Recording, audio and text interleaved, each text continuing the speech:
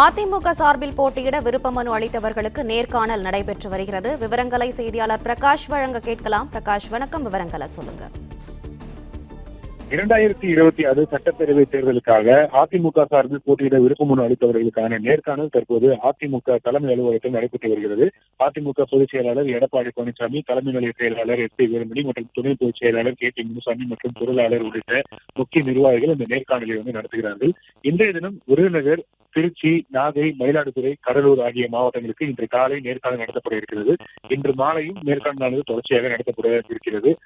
இன்று இந்த நடைபெற்று வரக்கூடிய முதலாவதாக நடைபெற்று வரக்கூடிய நேர்காணலில் விருதுநகர் மாவட்டத்தில் இருக்கக்கூடிய சட்டப்பேரவை தொகுதிகளுக்கான நேர்காணல் நடைபெற்று வரக்கூடிய அந்த காட்சிகளை தான் பார்க்கிறோம். முன்னாள் அமைச்சர் ராஜேந்திர பாலாஜி மற்றும் நடிகை கௌதமி உள்ளிட்ட முக்கிய பிரபலங்கள் இந்த நேர்காணலில் பங்கேற்று இருக்கிறார்கள்.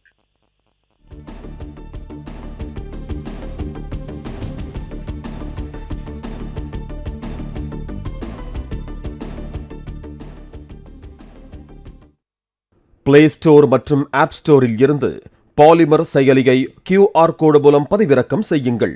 செய்திகளை உடனுக்குடன் பெறுங்கள்.